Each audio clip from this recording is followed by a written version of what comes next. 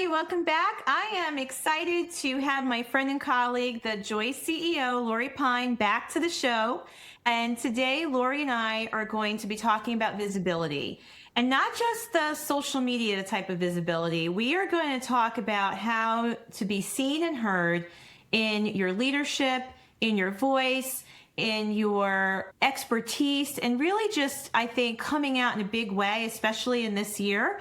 And we want to encourage all of you to put your ideas forward and really to give yourself an opportunity to allow your ambition to be the fuel that allows you to step out and be seen and heard in 2026. So we're just going to jump right in. Welcome back to Mojo, Lori. I'm so glad to be here. It's always so familiar to just jump into a conversation with you, Anna. I know, right? Because it's really something that we like to do. We like to collaborate. We like to share ideas and really, I think, encourage each other, which is important too. And, you know, when you were on the show the last time, we had great feedback and reviews. And so I know when we talked last time, we said that this was going to be our next conversation.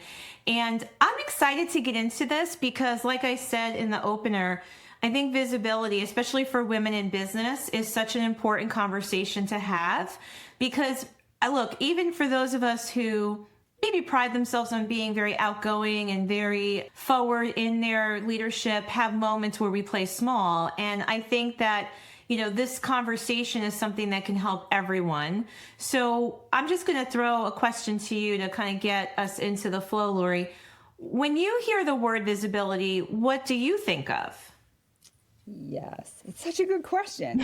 It's a layup, but there's so many layers to that. I think instinctively when we hear the word visibility, we are thinking about all of the extrinsic metrics. Right. We're thinking about social media. We're thinking about LinkedIn. We're thinking about how we show up as a brand. But the truth is that visibility actually starts within. Yes. And what's the story we're even telling ourselves? And that's the unlock. So if you think about visibility and how you walk into a room, the first question I would ask you is, are you today's version of you or are you 5 year ago version of you? Oh my God, so good. And I just want everyone to know we did not even practice this in any way, shape, or form. We said we were going to be our true selves. And that is gold right there because there are versions of ourselves that creep in and out when we think we have to, I don't know, I guess, adapt or connect in a way or put something out that is expected of us. So is that what you were leading up to? Absolutely. There's expectations. There's roles that have been very clearly defined for us, and people like it when we stay in those roles and they want us in those roles. There's also kind of corners, if you will, that we put ourselves in. Yes. There's labels that we've put on ourselves, and those limitations can stay very much limitations until we are willing to be reborn, if you will, with some new identities. And you know, what do you think is going on when we put ourselves in these small spaces? And, you know, I alluded to that in the opening when I said sometimes we play small. I just had this conversation, honestly, with a female leader this morning. And she acknowledged that while she's not the most gregarious person in the room, she knows that networking and connecting and being visible is an important part of advancing her career, but also to support her business goals. And yet she realizes that she often takes the back seat and plays smaller in certain spaces. And I know that we do that sometimes subconsciously. Do you think it's a protection mechanism? What is it really about?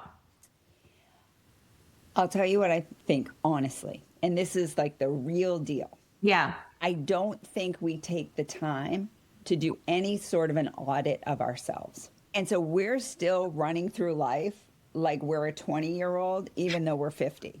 Yeah. And our brain hasn't fully caught up to how accomplished we are. Yes. And so what happens is we minimize our own successes, our own abilities, our own capabilities. And then when we get into a room where we might be a little bit nervous, We might have some sweaty palms. We go back to, oh, maybe I don't know what I'm doing. Yeah. Maybe I'm still 20 and I'm inexperienced. And then we start telling ourselves all the reasons why Yes. we can't. And I'm sure that for a lot of women listening to this right now, it could be landing in different ways, right? I think that there are some of us who walk into a room and we have the thoughts that you just expressed. And then I think sometimes there are thoughts that have us holding back because we don't want to ever be taken as being self-promoting too much. I mean, that I can relate to that, right? Because I was always the kid that asked a lot of questions, that wasn't afraid to have a conversation. You know, I was always the talkative one. And sometimes I was told, gee, you're a lot. And now I realize that that's a gift. It's an opportunity, and we can't be everything to everyone. But yeah, all of the programming, all of the messaging that we've heard from when we were small children, it shows up in these rooms. And sometimes we create these narratives with ourselves. And then that is how we either decide to step forward or shrink back. And I think, you know, that's why I wanted to have this conversation, because I really want to encourage anyone listening to own it. Like, own your shit. Totally own it. And so what that comes down to, whatever side of the spectrum you're on, is know thyself. Yes. Who are you? Yes. And we evolve, we change. Mm-hmm. So we may not be the person we were a year ago, 5 years ago, but who are you today? And getting really clear on that. And that requires a little bit of an audit. Yeah. So if I were to ask you, do you know the greatest hits, if you will, of your life? Mm-hmm. If I were to interview you, could you tell me your greatest accomplishments? The things that you've done in business, the things that you've done in your work, maybe even the things you've done in your personal life that have really made you you today. And a lot of women will stumble over those words to get to those answers. And you know why I think they do, Lori? I don't even think it's because they can't recall. It's because they're trying to assess whether they should talk about it. You know, I think there's that balance between what they think is ego driven versus what is just, you know, celebrating your accomplishments or even being just service driven. I think that when we share what we've experienced and achieved, we're coming from collaboration and contribution. But the ego, we think it's an ego thing, and we worry that we're being judged in the process. So we don't even own it. Exactly. So funny you should say that. I just had a client right before this call. She is so amazing, SVP level, major Fortune 50 company. And she just got some feedback that she was over-explaining things, too much in the details, very much what you just suggested. And the truth is that she wasn't comfortable with less words. She felt that she needed to keep explaining the process, the work, what was done, in order to actually justify what she and her team did. And so when we started to uncover it, we actually got to a place where if she could stand in her truth, she could actually articulate it in very few words and end the conversation very comfortable with, yes, this is what I did and this was my contribution.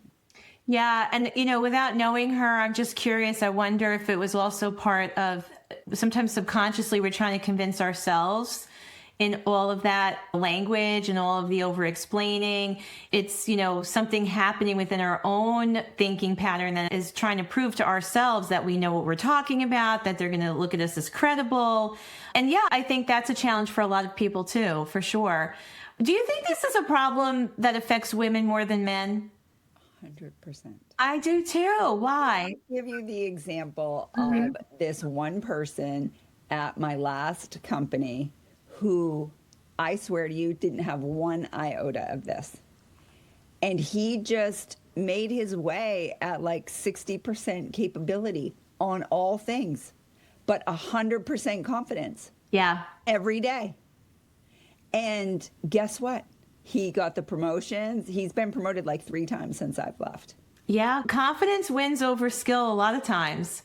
And And sometimes I don't even know how confident he was, but he was like so willing to just fake it till he made it. Yeah. Just keep going. Interesting, right? Going. Yeah. But us, we're like, oh, I don't know. I don't know if I know all of the answers to all of these questions for this one particular problem. So I'm going to hold back a little. Yeah. Well, and I think that, again, the reasons why some of us hold back are different. And as I said, I was talking to someone earlier this morning that for her, the reasons to hold back might have been this almost self-protection. That if I play a little bit smaller, then maybe I won't get asked a question I don't know an answer to, or I don't get into a conversation that I feel isn't in my wheelhouse. You know, a lot of things. And it's interesting because I think we wouldn't expect anyone else around us to necessarily be perfect or polished or have all the answers, or to not be willing to say, gee, that's really interesting. Tell me more about that. But we put so much pressure on ourselves. And here's the flip side of this, right? What are the things that we're avoiding? What are the things that we are limiting ourselves from by playing small and not being more visible, right? There are so many things we're missing out on because we don't get into the rooms, or we put ourselves in a smaller box, or we don't start the conversations and we're afraid to be out there. So that self-protection is limiting us from opportunity too. At every single turn. Yeah. At every single turn. So then we have this imposter syndrome. We Right. overexplain. We overwork. We take on your job, her job, and the neighbor's job just so we think that we're good enough. And then we're really not going after our own pursuits. Right. Because we end up too busy. Yeah. And again, you know, I don't know what it's like to be a man. I can only talk to you from my own experience. But I do feel that, again, women struggle with some of this because there's a lot of social conditioning, right? When you think about who raised us, our moms were raised in a very different world, in a different generation than they raised us in. And I think we have a lot of cultural impact too, where, like, for instance, sometimes that message comes through that we should never be boisterous or brag about ourselves. But if we don't get comfortable sharing our knowledge, and if we don't get comfortable sharing our experiences, how do we help other people, right? How do we mentor other women? How do we get opportunities or use the knowledge and the skills that we have to do this very things that we say are important to us if we aren't willing to put ourselves out there? So I love that you use the word brag, because I think we've been taught not to brag, not to be like that type of a person. But the truth is, we have to know our own authority. Yes. We have to. We have to know what we are good at, what we bring to the party, what our specialties are. And we can't do that without some self-reflection. Lori, what's your superpower? Oh, my superpower is I can see in other people what they cannot see in themselves. I love that. Clearly. Tell me what yours is. What's your superpower? I think my superpower is helping people get super clear. I can ask some very powerful questions to peel back the layers and really get to the root cause of something. And then we have, you know, all this opportunity in front of us when we figure out what exactly is the root cause of any challenge or opportunity. So I think that's one of my superpowers for sure. But see, that's the key, right? Is those of you listening, can you answer that question? What is your superpower? And not only answer it, but answer it with that excitement and confidence that you own it, that you own it. That you own it. And knowing that your superpower is actually a superpower and that not everybody walks around with that gift. That's right. Or even if someone says, oh yeah, me too, I have that superpower, because it can happen. They won't do it in the way you do. Right? The same thumbprint with the same effervescence, if you will. Exactly. Exactly. Yeah. And so I want to circle back to something that you said at the opening that I got so excited about. I almost interrupted the whole flow because I loved what you said about outgrowing these old versions of ourselves. And I actually recorded a podcast on this just a few months ago, that we don't owe anyone the old version of ourselves, that it's okay to evolve, and that it's okay to grow, and that the person you were even a year ago, let alone several years ago, is different. And so I want to unpack that a little bit more, because I think that a lot of professional women, a lot of business leaders who are women, are really struggling with that. And I've been spending a lot of time on it and actually having some conversations around why that is the case. And I know we talked a little bit about comfort zone and protection, but I feel like this is the year, right? We talked about the year of the fire horse. And for anyone who's not familiar with that, we can remind you what that means. But I think it's a calling to step into a greater expression of yourself this year. Would you agree? For sure. For sure. Yeah, this year of the fire horse, we haven't had a fire horse year in 60 years, according to the Chinese zodiac calendar. And it's really this very special year where we're going to have this unparalleled momentum and passion and action. And we can really harness something incredible in 2026. And with that, it really becomes important to know who is it that we are. Yeah. And there are some protections around letting other people dictate that version of us. And so I think that as women, maybe men too, we can get really stymied by other people's expectations of us. For sure. I think then we struggle with identity drift, and it happens so slowly, it's so gradual, and then suddenly you're feeling like, I don't even feel comfortable in my own role or in my own life. And that can be so unnerving. And I think sometimes too, we just absorb a lot of things around us without paying a lot of attention. We absorb other people's behaviors, we absorb other people's thought patterns, especially when you work close with people in a company or an organization.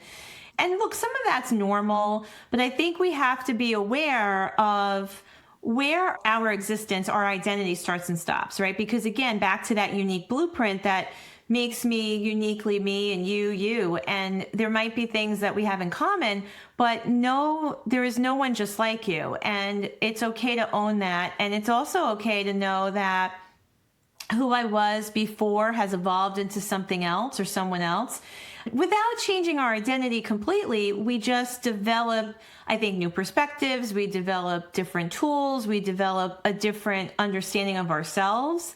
And all of that helps us to navigate where we are in our life at this moment. Because what I know today, I'm better equipped to handle and navigate today than I was in my 20s. For sure. Yeah. And listen, I think that life can get lifey, right? That's a good way of putting it. It really can. And it's almost like we get stuck under an avalanche of rocks. Yeah. And it can be the divorce. It can be the loss. It can be the financial ruin. And these big, heavy boulders get stuck on top of us. And we don't necessarily know how to get out from under them, except one step at a time, one little movement at a time to move us forward in our lives, whatever our own personal journeys are. But as we start to get out from under them, it's important for our identity to catch up, to know that we overcame something really hard. I went through a divorce. Then I went through the loss of my mother. I moved across the country to move here to New York. Things happen. People have stories. We all have stories. But to kind of own that story as part of who you are. And then when you come out the other side, to be able to trust yourself. Yes. And when you have a knowing or an intuition that you're supposed to make a move or to do something, to start a business, to change jobs, to go work for another company, when you feel that happening for you, to be able to trust yourself is such a critical part of that evolution and that growth so that you can lean into that next version of yourself. That is so powerful because I think what happens too is we, without even realizing it, we get stuck also in the older versions of ourselves, right? And then we wonder, why isn't it working the way it used to work? Or we blame the market, or we blame the economy, or we even put some of the pressure on ourselves to say, maybe I need to learn new leadership skills, or I have to go back to get another degree. And it's really just that misalignment of continuing in the same patterns that used to work before, but we know the saying, right? What got you here is not always going to get you there. And so we have to be willing to evolve, and we have to be willing to put ourselves out there. And we're going to tie this back to visibility. But I feel like this also is such an important message for anyone listening right now, is that you have every right to, as you say, take an audit, take some inventory. Where am I at this moment in my life? What are my skills? What are my strengths? What are my superpowers? Am I using them every day? Because sometimes we put them on a shelf and we forget to use them and bring them with us. And that is, I think, a whole other conversation about why that happens. But that too can keep us playing small and keeping us out of the visibility. And we wanted this message to really be encouraging for anyone listening to say, step out. The water's pretty good out here.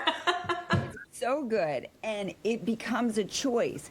Do I stay stuck, or do I take an action that's going to get me out of like that murky quicksand and onto steady land? So that's big too, Lori, that it's a choice, because I think sometimes we also want to believe that we're sort of stuck, even though we would never like to hear ourselves say it out loud. We act as if we're stuck, and we act as if we don't have the choice. And look, we know that making a move, making a transition can be a little bit scary. You might have to figure out a few things. We've both gone through that. Yet when you have that calling, when you have that vision, really, if you don't step forward and figure it out and take some actions towards it, you're cutting yourself off from your own opportunities, right? You don't even need anyone else to shut the door on you. You're doing it there. So I think, again, we're just kind of talking a little bit about why women might struggle with visibility. So we've talked about the conditioning, the identity drift. I think that there's this fear, and the fear can be in our own minds. It could even be that we think there's this fear of judgment from people on the outside. I mean, I remember when I made the decision to start my own coaching business and become a professional coach, probably 16 years ago, I was at a networking event, and, I had always been in the business world here in this area. So I was in front of people that already knew me, but in a different capacity. And I was having this conversation with someone, and I was telling her about this move, and she looked at me and she said, "You're going to do what?" She really didn't understand what coaching was. So we had a conversation about that. And she said, "No one's going to pay you for that." I thought, oh my gosh, what if she's right? For a split second, I had this fear. Oh my gosh. And look, that might seem a little funny that, that 16 years ago that someone questioned what coaching was. It wasn't about where I was going. It was the fact that I allowed someone else's opinion to creep in for even just a moment and create that fear, right? That fear of, oh my gosh, they don't get me. Are they judging me? Or, they don't think I'm going to succeed. What if they're right? Well, I have a similar journey. As I left running $1 billion business for a very large consumer products goods company, I was pivoting to become the Joy CEO. That was a very big pivot. There were some people who were scratching their heads saying, "What are you doing?" Yes. And so, again, I had an intuition. I had a calling. I had hired an executive coach to help me work through this. And it was just a knowing that I was meant to help women and to really do this work that I had been gifted with.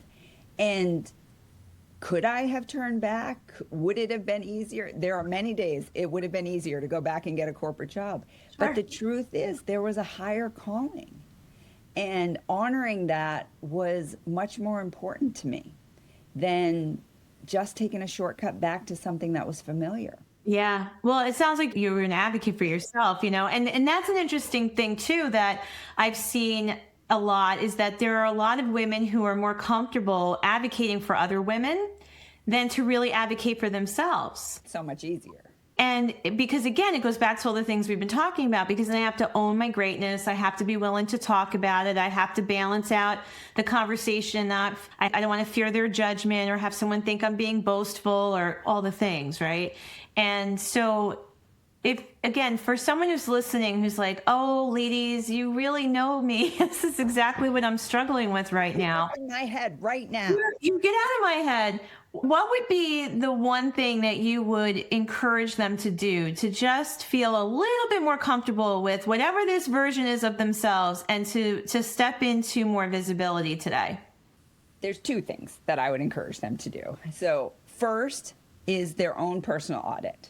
Really getting clear with what are your strengths that are unique to you, and know them. Know them well. Write them down. Have them close by. Keep them in a notebook that you can refer to, see. Maybe even put them on a sticky note just to remind you of who you are and what makes you you. And then the second thing I would do, if there is something in you that is calling you to do something different, bigger, bolder in this fire horse year, I would get myself in a community with those women. Yeah. Women who have done it, women who are doing it, women who have something that you want. I would find them. I would ask them how they are doing it. I would pay for access to that. I'm doing that myself. You're doing that yourself. I know you are, Anna. I would. Because proximity is power. Proximity is also visibility. That's right. Because when you get into that proximity with those types of women, doors open. Definitely. And your thinking changes, your possibilities change, you change, you blossom. Yeah, I think that, the energy that you step into creates the encouragement to step out more. And actually, it happens without you even paying attention. You're almost drawn out in a way. And I would say this too to anyone listening is to understand that your willingness to step out, your visibility gives other women permission to do the same. And that's what I mean by the energy starts pulling each other, into this really great expression of ourselves. And I think sometimes the silence, even unintentionally, reinforces the status quo or reinforces us playing small. And so if you take anything away from this conversation today, just know, we need you. We need your presence. We need your thoughts. We want to understand where you've been. We want to, learn from you. And I think we all have an opportunity to collaborate and do that for each other. And I know I've learned, there was a time, when I was much younger, when I thought being a leader meant you had to be perfect and you had to be the smartest person in the room. And I quickly realized that that is the opposite of what leadership is, and that there's this beauty in vulnerability, and there's this beauty in being able to say, that's a great question. I'm not sure I have the answer, but let's figure it out together. And I think that women especially are craving leadership and mentorship. And so we can do so many great things for each other. And I think that's why I love this relationship that we're building together, you and I, Lori, because I feel that from you. And I hope you feel it from me, that we want what's best for each other, right? We want to. No competition. No, there's no competition, because the work that you do is different than the work that I do, even though there's a lot of parallels and similarities. And I too have had, more than probably 30 years in corporate leadership, but it doesn't matter, because you have a specific gift and I have a specific gift, and the people that we're here to serve might look different, but yet I can be a cheerleader for you and you can be a cheerleader for me. And there's so much more to gain from collaboration. Right. And I know collaboration is a higher level energy than competition ever will be. I always say that when the tide rises, all the ships rise. Absolutely. Yes. So get your boat over into the tide that's rising, Yes. and not into the tide that's going out and sinking. So Yeah. I think that that's so incredibly well said. I think that if you can have the courage to get out of your comfort zone and get into a room that's going to elevate you, literally, you can change your thinking and change your life. And that's transformational. Yeah. And to your point, it is about also putting in a little time to do the internal work, like you were saying about reflection time and taking that audit. I think it's important that even before you step out in whatever way that will be for you this year, that you do take some time to really just be more self-aware, know who you are, know what your strengths are and your limitations or weaknesses, because we all have them. And I think that, knowing that and knowing your values will help you amplify your voice in bigger ways. because I've seen that too. I've seen where some people are just trying to be loud versus visible. And that's not what this conversation is about. We're not talking about being loud, even though neither one of us could be described as quiet, but it is about being visible. And it is about being comfortable sharing your knowledge and your expertise and doing it even in small ways, just in a simple conversation.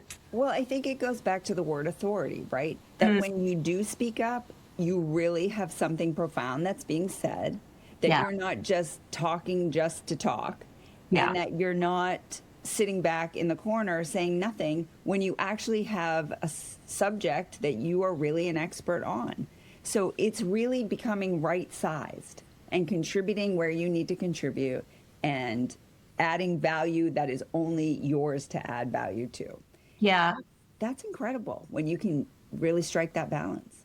There was one question I had thought about ahead of time that I knew I wanted to ask you. And I think you had talked about this the last time you were on Mojo.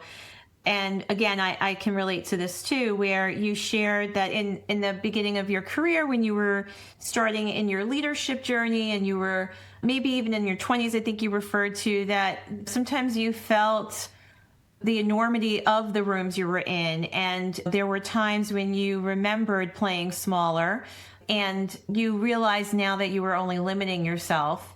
And how did you work through that? Was that just something that you think changed over time? Because I've been asked this question too, especially when I'm mentoring or coaching women who are in their 20s and 30s, and I'm 54. And I think sometimes a lot of women assume that, well, I'll just develop and get more confident with time or with age, or I'll develop more skill as I go further into my career. But for you, was that the case, or do you think there was a moment where you became aware and started to really actively work on yourself in a bigger way? Yes, there was a moment. I am pretty competitive. I played competitive sports all the way through college, and there was a moment pretty early on in my career when I was holding back a little bit. I was telling myself this story that everybody was a little bit better than me. I was a small town girl from rural Maine. I went to a state school. I was now kind of in the big leagues. People went to fancy schools. And so I was a little intimidated by it. And yet the things that they were saying, I knew. I had the answers. I had the ideas.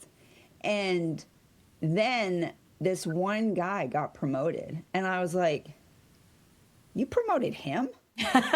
And honestly, I was shocked because I couldn't believe it. I thought he was not very smart. That's a nice way to put it. That's really what I thought. He wasn't a good fit for the role. Not in my opinion. And so something in my competitive spirit just came out, and I was like, game on. Game flipping on. And from that moment on, I really showed up in my most authentic way. Like, if I had something to say that I thought could contribute, I contributed. If I had something to say that I thought, yeah, I was there. Yeah. You know what used to play in my mind a lot when I was younger and earlier in my career? I never went to college. And so there were times when I was in certain rooms or meetings in a boardroom, literally, and I had a lot to add to the conversation. And I allowed other people around that table who I thought were smarter than me or who had the MBA and blah, blah, blah, lead the conversation, only to realize that either I was going to say the same thing or still believe that I had a better strategic option, then would share my thoughts with someone else in a private setting to only be encouraged to say, I do know what I'm talking about. And so those life experiences sometimes, are really the labels that we put on ourselves are also limiting. And the fact that I didn't graduate from college, made me feel like I had to play smaller, and it's just not the case. Big fat lie. Big fat lie, yes. Yeah. And so are you trusting yourself? Exactly. I've said a couple of times throughout this episode, but it's really important. Yes, bet on you. Trusting yourself. Yes. Which leads me back to once you establish that you know your strengths, that you know who you are, you've done this audit, and you can show up with that authority, then you can present to the outside world. Yeah. Then you can be in the group that's going to elevate you. Then you can show up on all your social feeds, your LinkedIn and what have you, and speak with authority, speak with some sort of messaging that's going to reflect what you want reflected. You can show up in an interview and respond to questions that really demonstrate that you know what you're talking about. Yeah. And that's the visibility that we're talking about. That's what we want. Yeah. And you know what just popped into my head? I guess I want to say that visibility is not a personality trait, because we've talked about different personality traits. Yeah. And I think that sometimes people will equate visibility in that way. And it is not. It's a muscle that you just have to build. I believe that it's your actions that build confidence. I know sometimes people think, oh, I have to muster up my confidence so I can act. It's the doing and the acting that builds the confidence. Absolutely. Yes. Absolutely. That's right. And even the most introverted person can do what we're talking about. This does not require an extrovert to be able to come to this. Right. And maybe you'll do it in your own way. But I think that you're right. And I just want to come back to something else about the year of the fire horse, because I've had some people ask me a lot of questions about that too. You know, I had someone recently say, do you really believe in that? I'm like, well, I do. And even if you don't, can you use it to your advantage? I mean, let's just be real about this for a second. If you're hearing and reading, because I know you must be, that there is, you know, this entire energy and movement coming into this year that is about expression and illumination and movement, momentum, freedom, right? Action. It doesn't matter whether it's true or not. How can you use it to your advantage? How can you just align with that and say, you know what, I'm going to manifest that and create that as my mantra for the year? Precisely. What you believe becomes your reality. Yes. So I'll tie that back to visibility. If you believe that you have something to offer, then offer it. If you believe that you have the capacity to help people, then don't play small, because I don't know what you have to give me if you don't share it with me. Yes. And I think that's the interesting thing too. I think that sometimes we think it's just going to ring our doorbell, like opportunity, you know, all the saying, opportunity knocks, open the door. You have to bust the door open and say, hi, opportunity, I'm here. It doesn't always find you. Yes. And if life's gotten lifey on you, if you've gotten knocked down a little bit over the last few years, because God knows that could be the case, ask for help. See if you can get with somebody who can help pull you back up. We have all gone through these hard times. I've been displaced in a reorg where I lost my job. We've all gone through these times when life wasn't all rainbows and unicorns. And guess what? It's in our most vulnerable moments that we actually find connection. For sure. And we rise. For sure. That's where we rise. It's not from everyday life being all glorious and beautiful. It's from our toughest times. Absolutely. And I think that's where we learn our greatest lessons. That's where we hone our skills. For sure. I said that a lot, you know, during COVID. It was shitty and it was unpredictable and no one asked for it. But at the same time, when we look back, what did we learn about ourselves? And, you know, if nothing else, we learned that we have to be ready because things are unpredictable and we might have to pivot, and we have to know, back to what you said before, we have to know that we can figure it out, and we have to bet on ourselves. Yeah.